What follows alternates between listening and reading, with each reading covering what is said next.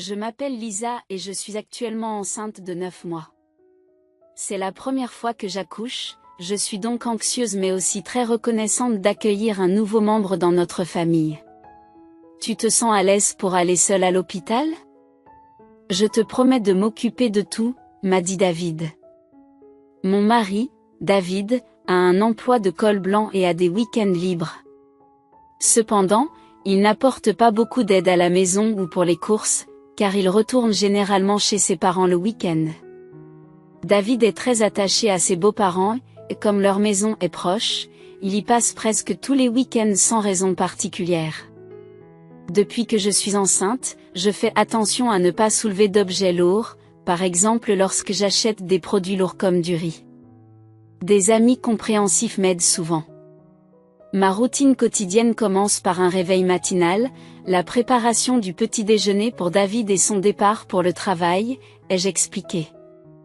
Ensuite, je fais le ménage et la lessive avant d'aller faire les courses nécessaires. Une fois rentrée à la maison, je commence à préparer le dîner. Ce n'est qu'après avoir accompli ces tâches que je peux enfin me détendre. Depuis le début de mon congé de maternité, je me suis lancée dans un nouveau hobby, le blogging. Chaque jour, j'écris un journal accompagné de photos que je prends, comme les repas, le ciel bleu, les fleurs qui s'épanouissent dans le jardin, etc. De nombreux amis et connaissances laissent des commentaires, et ces moments de journal sont devenus pour moi de petits bonheurs quotidiens. Un soir, alors que je préparais le dîner, mon mari est rentré à la maison. Comme d'habitude, il a posé négligemment son sac et sa veste sur le canapé, et je les ai rangés en les accrochant à un porte-manteau. Je les ai rangés et accrochés à un porte-manteau. J'ai préparé des hamburgers pour le dîner. Je vais prendre un bain, dis-je en répondant sèchement. Il s'est dirigé directement vers la salle de bain. 3 ans se sont écoulés depuis notre mariage, et il n'a pas fait preuve de beaucoup de gentillesse ou de considération. Je me demande parfois si c'est vraiment ce à quoi devrait ressembler une relation conjugale, mais je m'y suis résignée. Lorsque David est revenu en pyjama, je lui ai donné à boire. « Où est la bière ?» demande-t-il en regardant le bar. « J'ai oublié d'en acheter aujourd'hui, j'en prendrai demain », ai-je répondu en m'excusant. « Sérieusement, va à la supérette tout de suite », m'a-t-il dit avec colère. J'étais irritée. Pourquoi demandait-il à sa femme enceinte de faire cela? Si tu le veux tellement, pourquoi ne vas-tu pas le chercher toi-même? J'ai du mal à me déplacer avec ce gros ventre, ai-je rétorqué. Cela l'a rendu encore plus furieux et il s'est mis à crier, c'est toi qui as oublié de l'acheter. C'est à toi de réparer cette erreur. Ce n'est pas parce que tu es enceinte que tu as droit à un traitement de faveur. Me souvenant qu'il ne se calme pas facilement lorsqu'il est en colère, j'ai décidé à contre-séure d'aller à la supérette. En arrivant, je suis tombée sur Sarah, une voisine. Oh, Sarah, bonsoir, l'ai-je saluée. Bonsoir, Lisa. Tu as aussi oublié d'acheter quelque chose? Je suis arrivée ici sans aucune sauce. La voix joyeuse de Sarah m'a un peu remonté le moral. Mon mari voulait vraiment de la bière et m'a demandé d'en acheter. Pourquoi n'y est-il pas allé lui-même? C'est ce que je lui ai dit, mais il ne m'a pas écouté. On dirait que tu vis une période difficile, Lisa. Après avoir marché ensemble pendant un certain temps, Sarah et moi avons pris des chemins différents à un carrefour. Lorsque je suis rentrée à la maison, David se prélassait sur le canapé en regardant la télévision, et il n'avait même pas fait le ménage après le dîner. Pourquoi as-tu mis autant de temps? Qu'est-ce que tu faisais? Donne-moi la bière. La voix mécontente de David et ses remarques insensibles me faisaient mal au cœur. Cependant, je lui ai tendu la bière sans rien dire et j'ai commencé à ranger après le repas. Comment pouvait-il me dire de telles choses, surtout quand je suis enceinte? J'ai eu envie de me disputer, mais je ne voulais pas d'une nouvelle dispute, alors je suis restée silencieuse. Plus tard, j'ai dîné, j'ai pris un bain relaxant et je suis allée dans la chambre. Le lendemain matin, David a fait comme si rien ne s'était passé. Il semble qu'il ait tendance à tout oublier après une bonne nuit de sommeil. Cependant, je ne pouvais pas oublier ces paroles de la nuit précédente, alors je l'ai délibérément ignoré. Pourquoi fais-tu cette tête si tôt le matin? Ne t'en prends pas à moi, s'il te plaît. Je vais travailler maintenant, alors soyez un peu prévenant. Vous comprenez l'importance de l'appréciation, n'est-ce pas? Ces paroles m'ont donné envie de répliquer. Cela s'applique aussi à vous, n'est-ce pas? Mais sous le choc et l'incrédulité, je n'ai pu que soupirer profondément et le raccompagner. Sois prudent, d'accord?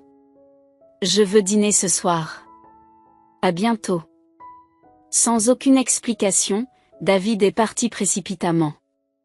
Après l'avoir raccompagné, je me suis occupée des tâches ménagères et je suis allée faire les courses comme d'habitude.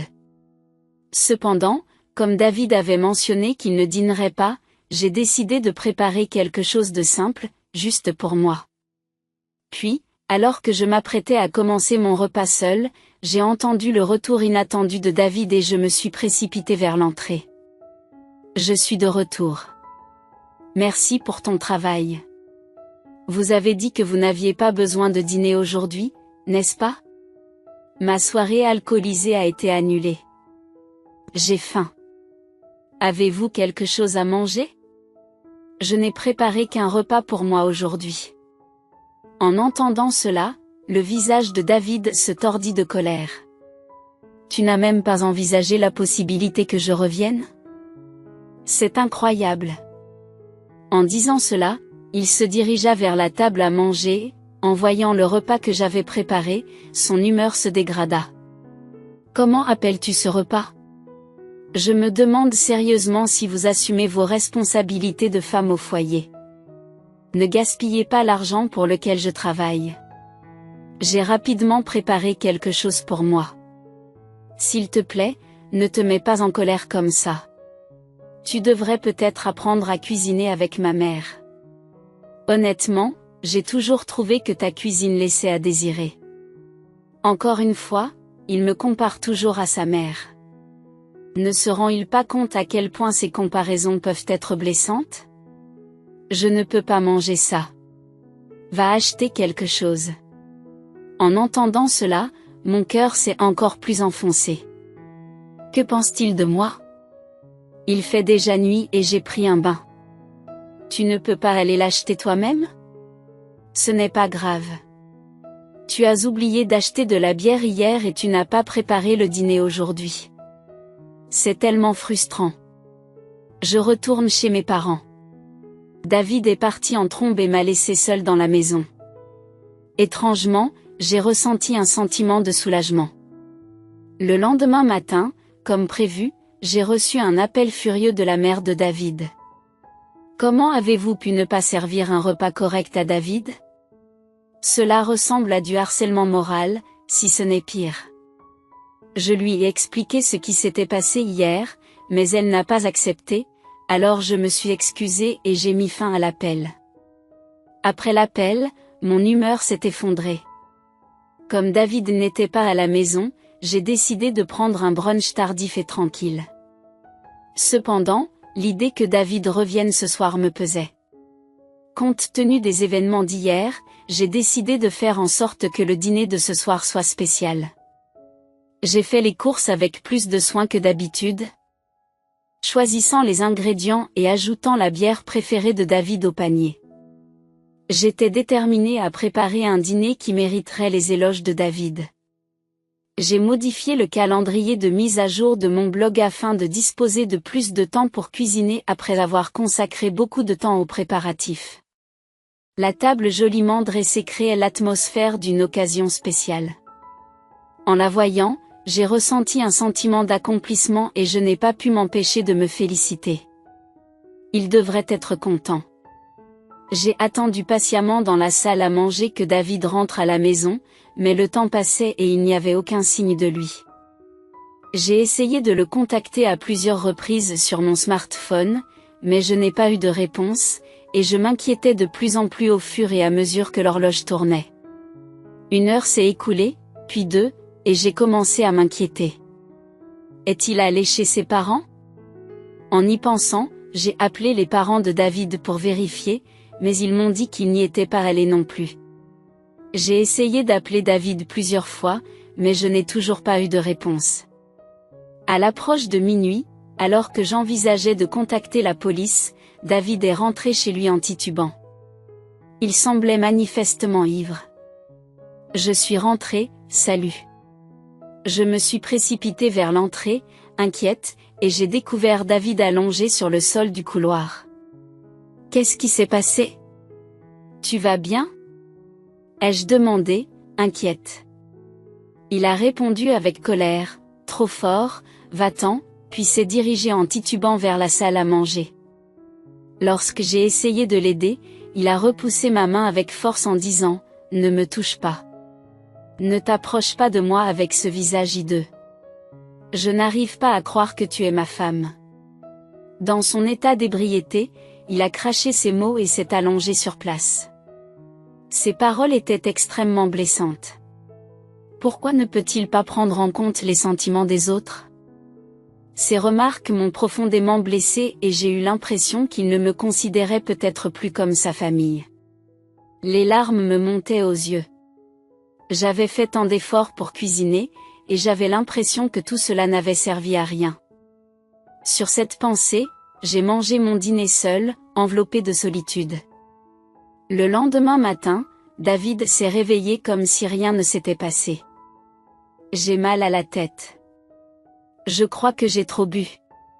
Mais pourquoi m'as-tu laissé dans le couloir? Tu as choisi de t'allonger là, dit-il. David, ce n'est pas ma faute. Tu n'es pas ma femme? Prends au moins soin de moi quand je suis ivre. Les paroles de David m'ont fait me demander pourquoi il me blâme toujours tout de suite. Si tu ne voulais pas manger à la maison, tu aurais pu au moins me le faire savoir. J'avais préparé un bon repas et je t'ai appelé plusieurs fois. Pourquoi n'as-tu pas répondu? David a répondu, Nully, ma soirée alcoolisée de la veille a été reportée à hier.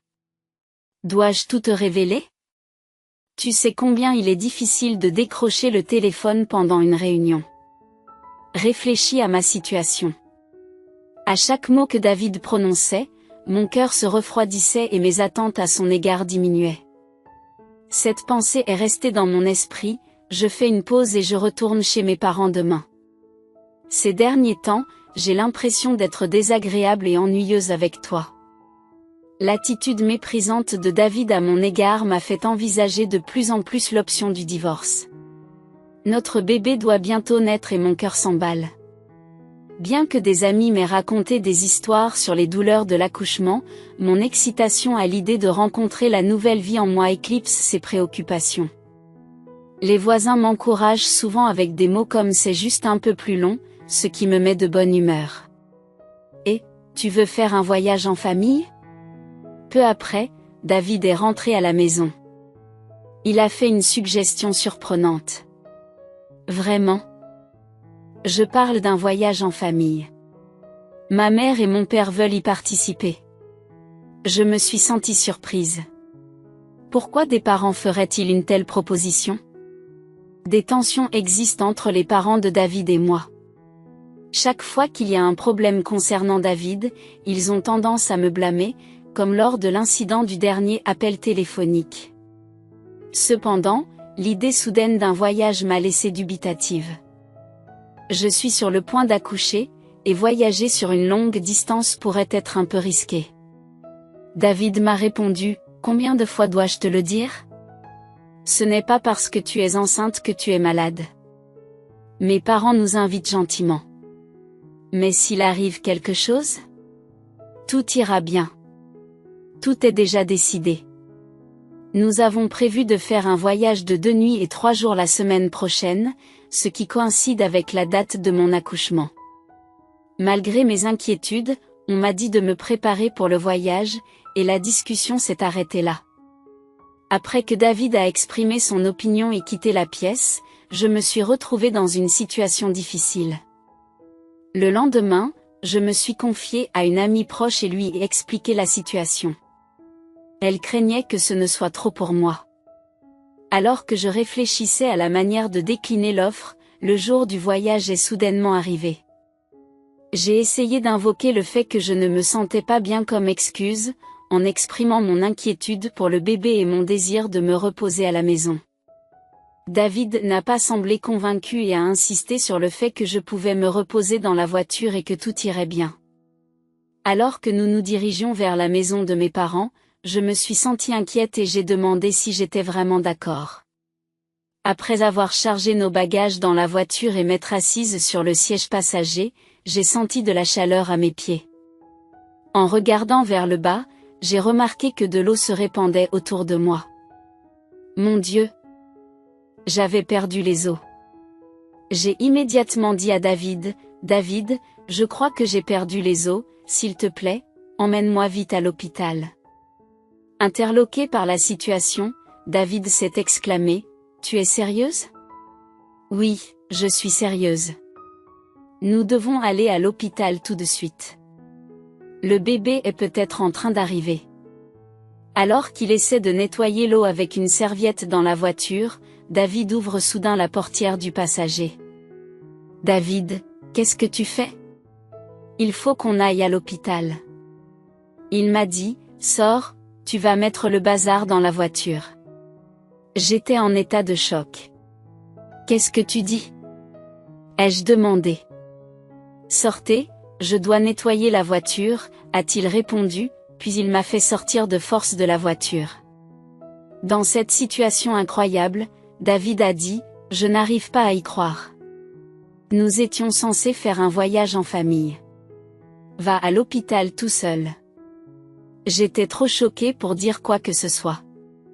J'ai crié à David, « Attends, comment peux-tu me laisser ici comme ça ?» Il est parti, me laissant accablée. J'ai rapidement appelé une ambulance. Lorsque quelqu'un s'est approché et a demandé Lisa, « Ça va ?» C'était Sarah, l'air préoccupée. Sarah s'est immédiatement rendue compte de ma situation et a organisé un taxi spécial, tout en me réconfortant. J'étais reconnaissante de sa gentillesse alors que des larmes coulaient sur mon visage. Peu après, je suis arrivée à l'hôpital en toute sécurité, grâce à l'aide de Sarah. Elle m'a tenu la main et m'a encouragée pendant le trajet, restant à mes côtés jusqu'à ce qu'on m'emmène dans ma chambre. Pendant le transfert, j'ai juré en silence de lui faire payer pour cela. Alors que les douleurs de l'accouchement augmentaient, Sarah a continué à me tenir la main. De plus, elle a contacté mes parents, qui sont rapidement arrivés à l'hôpital et semblaient très inquiets. Sarah leur a chuchoté, « Il y a quelque chose dont je voudrais discuter. » Et ils ont tous les trois quitté la chambre. Alors que les douleurs de l'accouchement s'intensifiaient, mon smartphone a vibré dans un coin de la pièce. « Qui est-ce ? » ai-je demandé. J'ai demandé, et mes parents ont répondu avec le nom de David. Ils avaient l'air mécontents, mais j'ai quand même pris l'appel. Dès que j'ai répondu à l'appel, j'ai entendu un David paniqué qui demandait de l'aide. Cependant, je n'étais ni en état ni d'humeur à lui parler et j'ai rapidement mis fin à l'appel. Bien que mes parents aient éteint mon téléphone, David a continué à m'envoyer des messages pendant que mon travail s'intensifiait. Ils m'ont finalement emmené dans la salle d'accouchement. Après avoir enduré la douleur pendant un certain temps, j'ai enfin entendu les cris de mon bébé. J'étais épuisée, mais j'ai vu mes parents et Sarah se tenir devant moi avec des sourires chaleureux. Soulagée, j'ai fermé les yeux et me suis reposée. Lorsque je me suis réveillée après quelques heures de sommeil, je me suis retrouvée allongée dans le lit d'hôpital, me frottant les yeux. J'ai remarqué que mes parents étaient assis à côté de moi, leur visage était rempli d'inquiétude. Ma mère m'a demandé doucement, « Tu vas bien ? » Encore sous le poids de l'épuisement, je n'ai pas eu l'énergie de m'asseoir. Alors que mon père avait les larmes aux yeux, ma mère l'a consolé en lui disant que la période postpartum peut être épuisante. Devant cette scène réconfortante, un sourire s'est dessiné sur mon visage. « Comment va le bébé ? » ai-je demandé. Mes parents m'ont dit que le bébé subissait des examens mais qu'il serait bientôt de retour dans la chambre. Cependant, j'ai remarqué que Sarah n'était pas là.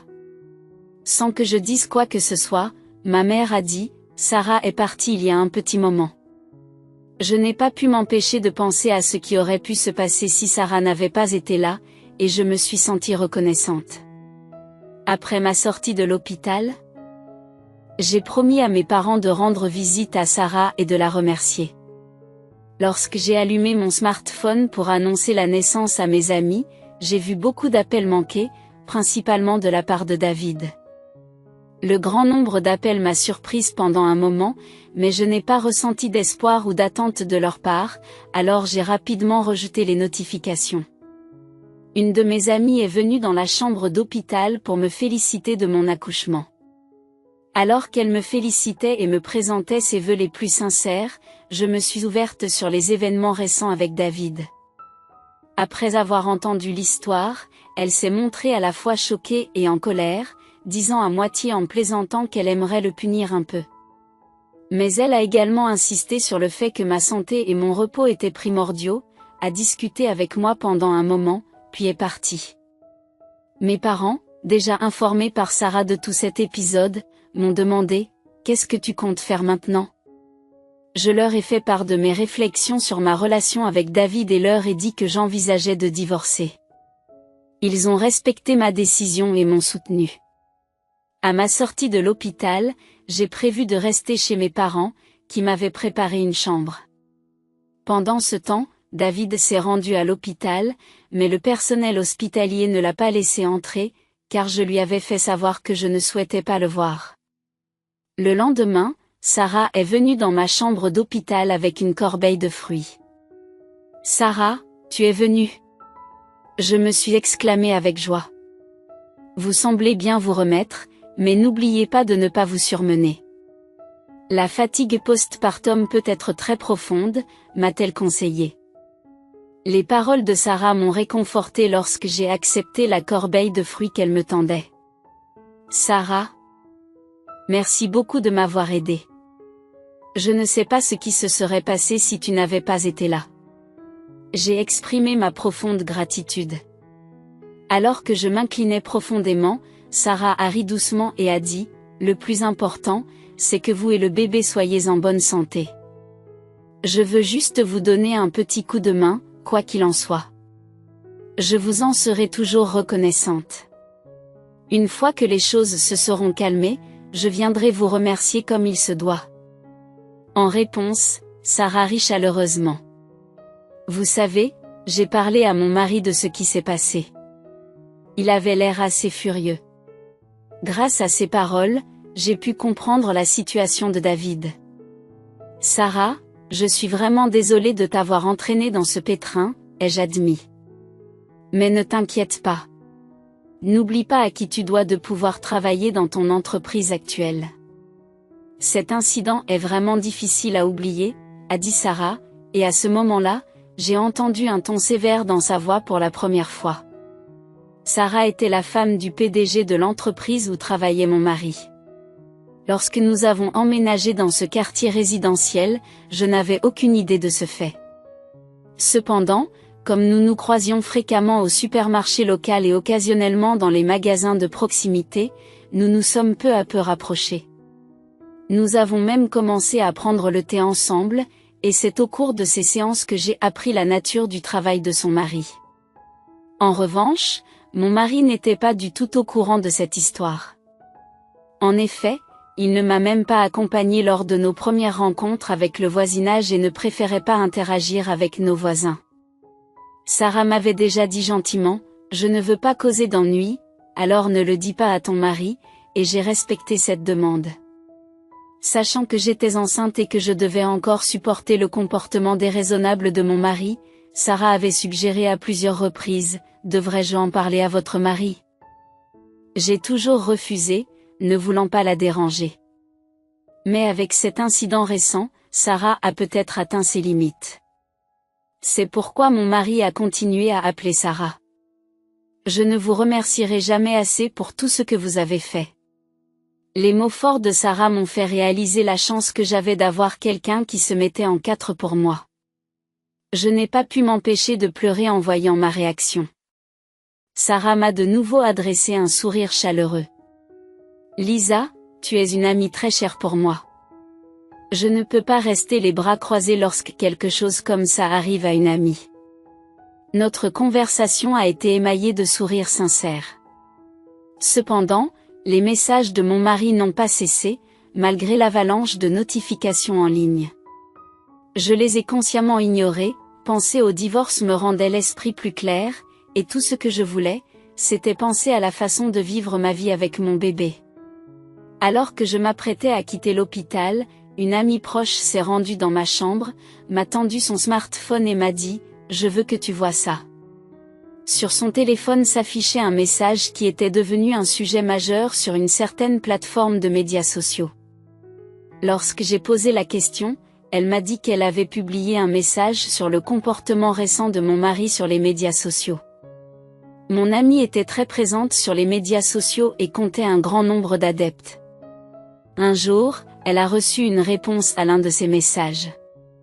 L'internaute qui avait répondu avait, par coïncidence, enregistré une vidéo de l'incident au cours duquel mon mari m'avait crié dessus après que j'eus été poussé hors de la voiture. Afin de protéger ma vie privée, l'internaute a flouté mon visage dans la vidéo et, avec l'accord de mon ami, l'a partagée en ligne. La vidéo a rapidement gagné en popularité, révélant des détails personnels sur mon mari et même sur son entreprise.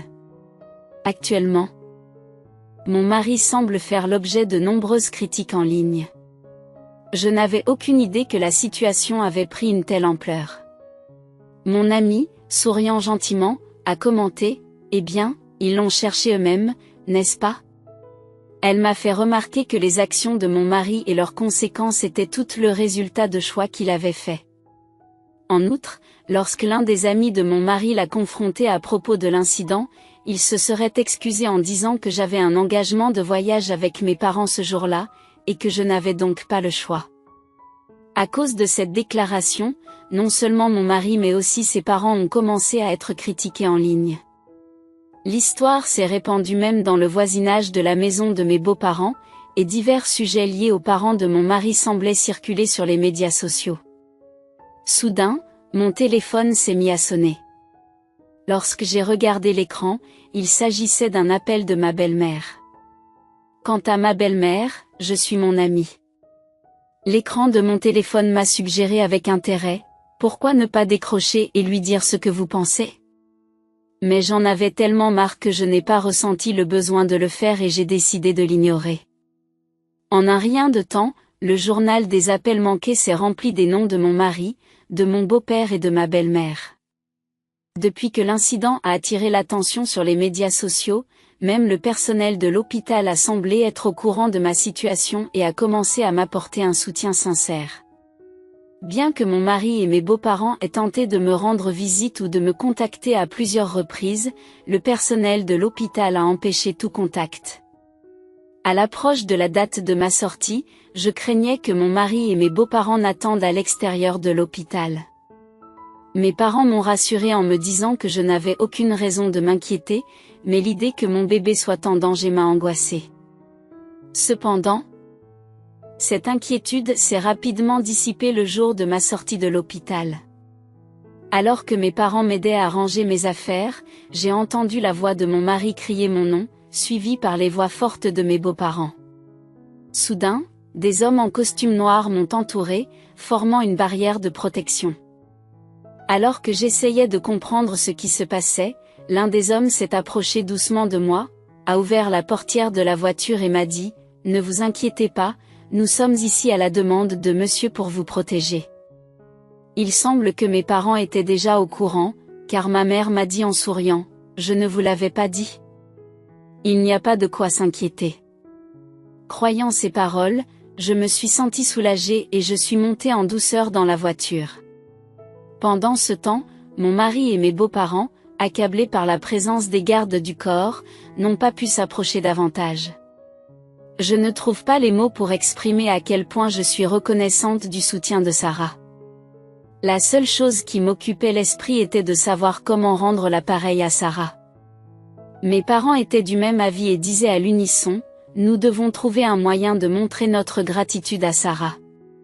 Bien que ma nouvelle vie ait commencé en douceur et que les journées aient été agréables, les contacts avec mon mari et mes beaux-parents n'ont jamais cessé. Je leur ai envoyé les papiers du divorce, mais il n'y avait pas le moindre signe d'acceptation. Un jour, ma belle famille a appelé chez nous, semble-t-il. Mon père a répondu et ils se sont adressés à lui en disant « Elle est devenue un membre de notre famille, alors peu importe comment elle est traitée, elle ne devrait pas se plaindre. » Lorsque mon père a répondu avec colère à leur déclaration, ils ont semblé surpris et ont rapidement raccroché. Tout en discutant avec mes parents de la manière de gérer cette situation, j'ai décidé qu'il était préférable de demander une assistance professionnelle et j'ai décidé de consulter un avocat. Par coïncidence, mon père connaissait un avocat, et lorsque nous lui avons expliqué notre situation, il a gracieusement promis de nous aider. J'ai informé l'avocat de la vidéo qui circulait sur les médias sociaux et j'ai détaillé les événements passés. Lorsque l'avocat a pris contact avec nous, mon mari a d'abord été surpris. Cependant, au fil du temps, il est devenu provocateur, disant « Nous résoudrons les problèmes conjugaux nous-mêmes. Nous n'avons pas besoin d'un avocat. » Mais l'avocat a répondu calmement « J'agis à la demande de Lisa. Toute communication future doit m'être adressée. C'est à Lisa, ma cliente, de décider si elle veut ou non faire appel à un avocat. » Mon mari est resté sans voix lorsque l'idée d'une médiation et d'un éventuel procès a été évoquée, et la mention du tribunal a semblé le déstabiliser, ce qui l'a conduit à accepter le divorce à contre-séure. Je n'ai aucun intérêt pour notre enfant et je ne prévois pas de le voir à l'avenir, je ne vois donc pas pourquoi je devrais payer une pension alimentaire. En ce qui concerne la répartition des biens, mon mari a affirmé que je n'avais rien fait de mal, ce que l'avocat a calmement expliqué d'un point de vue juridique, mais mon mari n'a pas été convaincu. Il semble que nous devrons régler cette question devant un tribunal. L'avocat a suggéré d'impliquer mes beaux-parents, qui se trouvaient à proximité et semblaient paniqués, mais ils ont immédiatement accepté. Lorsque l'avocat m'a informé, j'ai été choquée d'avoir épousé un tel homme. J'étais restée en contact avec Sarah depuis mon retour chez mes parents, et lorsque je lui ai raconté les récents événements, elle m'a suggéré avec humour et jubilation « Et si tu saisissais la pension de retraite de ton ex-mari ? La saisirait est un moyen, n'est-ce pas ?» Se sentant dépassée par l'intelligence de Sarah, j'ai été contactée plus tard par l'avocat, qui m'a fait savoir que mon mari souhaitait s'excuser en personne. Cherchant une solution satisfaisante, j'ai accepté une conversation téléphonique supervisée par l'avocat. Le jour prévu, j'étais accompagnée de mes parents et de l'avocat. À l'autre bout du fil, j'ai entendu « Enfin, tu réponds. Je m'excuse maintenant et je te pardonne. Reviens à la maison, redevenons un couple. La maison est en désordre. Je risque de perdre mon travail et tout le monde me regarde froidement. Tout cela est de ta faute, alors prends tes responsabilités. » Il a continué à me bombarder d'accusations, mais je suis restée calme. Lorsqu'il m'a dit « Tu vois, tu ne peux même pas répondre correctement, tu es vraiment une femme sans qualité rédemptrice », j'ai finalement répondu « Juste pour que tu saches, cette conversation est enregistrée. Je la garderai comme preuve. Au revoir. » En entendant cela, la voix de mon mari a révélé son choc. « Je suis désolée, mais avez-vous enregistré cela ? Ce n'est pas juste. Je ne faisais que plaisanter. Je m'excuse. Je ne peux pas imaginer la vie sans toi. On peut recommencer ? Nous nous sommes vraiment aimés, n'est-ce pas ? Je promets de faire plus d'efforts à partir de maintenant. » Après avoir entendu ces mots, j'ai immédiatement raccroché le téléphone avec l'enregistrement de David en main. Je l'ai tendu à l'avocat et lui ai demandé « Pouvez-vous utiliser cet enregistrement comme preuve ?» Secouant la tête avec incrédulité, l'avocat a fait remarquer « C'est vraiment un homme incorrigible. » Mes parents, partageant mon avis, ont fermement décidé de rompre les liens avec lui. Son comportement les a davantage étonnés et déçus que mis en colère. À un moment donné, je me suis rendu compte que je m'amusais un peu de ce drame, me raccrochant au petit côté diabolique qui émergeait en moi. La procédure de divorce avec mon mari s'est déroulée sans encombre. Les accords sur la répartition des biens et la pension alimentaire se sont déroulés sans heurts, et l'agitation a commencé à se calmer après que Sarah a partagé des informations avec son mari, qui est le président de l'entreprise de mon ex-mari. Il a été rapidement sanctionné. Le président, connu pour ses valeurs familiales, estimait qu'un employé incapable de protéger sa famille ne pouvait pas être considéré comme digne de confiance par l'entreprise. En conséquence, David a perdu son emploi, n'a pas pu rembourser son prêt immobilier et a dû retourner vivre chez ses parents.